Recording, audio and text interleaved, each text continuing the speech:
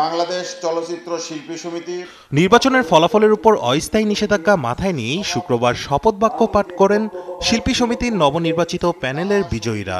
শপথ বাক্য পাঠ করান নির্বাচন কমিশনের চেয়ারম্যান মন্তাজুর রহমান আকবর। ও চলচ্চিত্র শিল্পের স্বার্থ শপথ বাক্য পাঠ করানোর মধ্য দিয়ে ক্ষমতা হস্তান্তর করা হচ্ছে না, শুধুমাত্র তাদের উপর দেয়া দায়িত্ব পালন করা হচ্ছে বলে জানান শিল্পী সমিতির প্রধান নির্বাচন কমিশনার। এটা আদালতের অবমাননা হচ্ছে না, আর এটা আমাদের শিডিউলে যেভাবে চূড়ান্ত তালিকা প্রকাশ, তার 7 দিনের মধ্যে থেকে আমরা 2 দিনের ভিতরে আমরা সেটা শপথ অনুষ্ঠান করতেছি।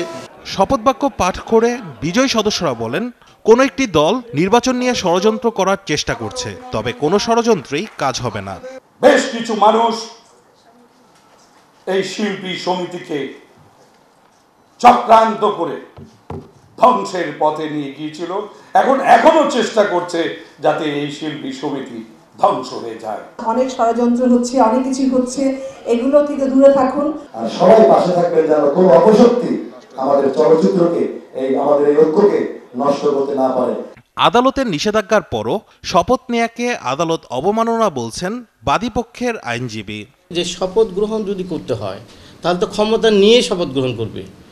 আপনার নির্বাচিত হওয়ার পরে আপনার নির্বাচনটাই তো আপনার প্রশ্নবিদ্ধ নির্বাচনটাই তো বাতিল চাওয়া হয়েছে। কোর্ট যদি নির্বাচন বাতিল করে দেয় তাহলে আপনি শপথ নেবেন কীভাবে? এই বিষয়গুলো আমরা আইনগত জটিলতা যদি থাকে আমরা সেটা দেখে বুঝে পরবর্তী পদক্ষেপ গ্রহণ করব।